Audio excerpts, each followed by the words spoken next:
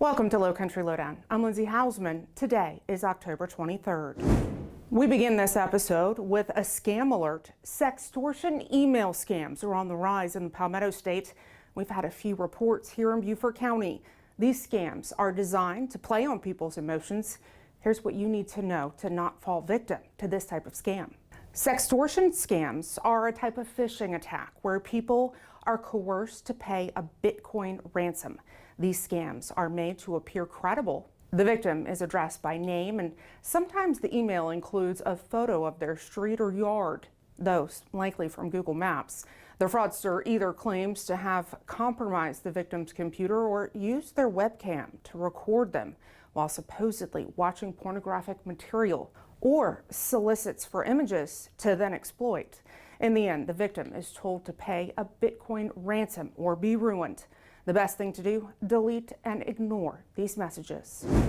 Law enforcement impersonation scams, well, they're back. Scammers are busy pretending to be us or members of other agencies. Whether they call you or text you, they claim to be someone with our agency or another. They say you missed jury duty or you have a warrant for your arrest and you got to pay up. We will never do this. This is a scam. And reporting scams helps prevent others from becoming victims of the same scam. Your information can help us create reports and statistics to show how often scammers are attacking. There are a number of ways to report scams. You can see them there on your screen. Of course, we'll always take your call. And then there are the state and federal agencies who collect this information as well. A road rage incident ends with shots fired and a man behind bars. 26-year-old Oscar Jimenez Coronado is in custody on several charges, to include attempted murder. Around 7:30 on Friday morning, while driving on 278 in Bluffton, a man reported another had shot at his car. Jimenez Coronado was quickly identified and taken into custody. No one was hurt. FEMA assistance in South Carolina for Hurricane Helene tops $150 million. More than 211,000 households have been approved for federal disaster assistance.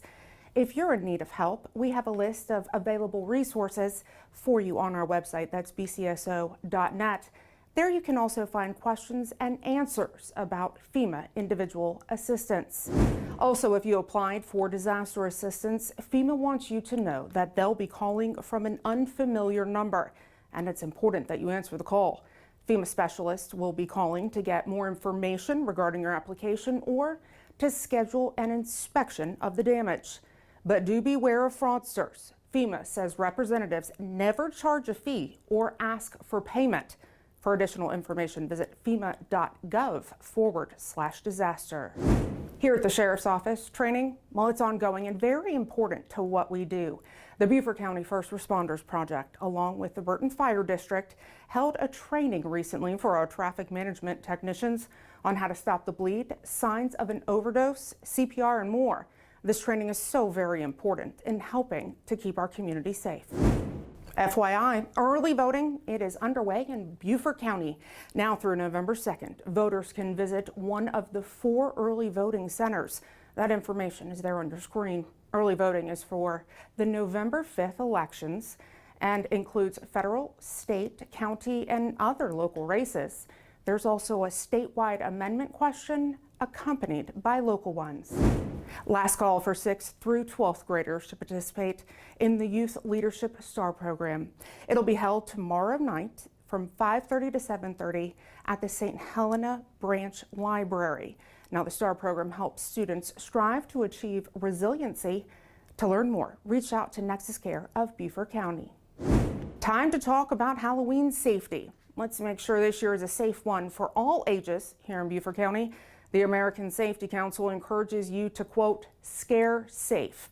Stay in groups, costumes should fit, always test makeup, remember to look both ways before crossing streets, examine all treats before eating them, stay on sidewalks when possible, avoid dark houses, flashlights and glow sticks are a must, and of course, enjoy with caution.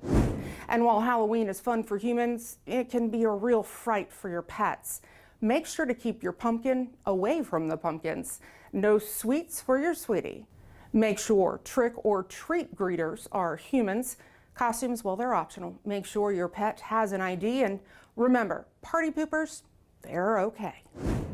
Speaking of Halloween, there are a lot of events planned not only this week, the weekend, and continuing on through Halloween night.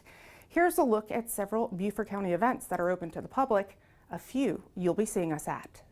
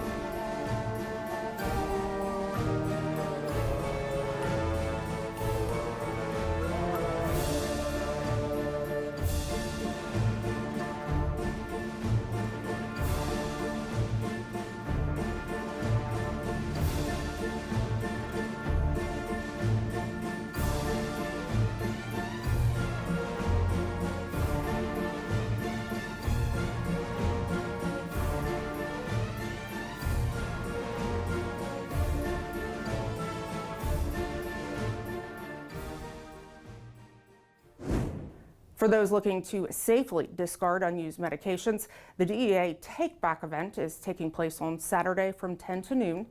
Here in Beaufort County, there are two collection sites, our law enforcement center that's located at 2001 Duke Street in Beaufort, and then the Myrtle Park Government Center on Bluffton Parkway in Bluffton. Don't forget, this is the last Wednesday episode of the Lowcountry Lowdown. Starting next week, the Lowcountry Lowdown will now go live each and every Friday. That starts November 1st. That'll be our first episode with the schedule change. As always, if you have something that you'd like to know more about or see covered here on Lowcountry Lowdown, feel free to send me an email. That's lindsay.hausman@bcgov.net. If you haven't already, make sure to follow us on all of our digital and social media platforms. You can stay up to date in the know, and of course, make sure to engage with us. Thanks for watching this week's episode. We'll see you next Friday. Meantime, have a happy and safe Halloween.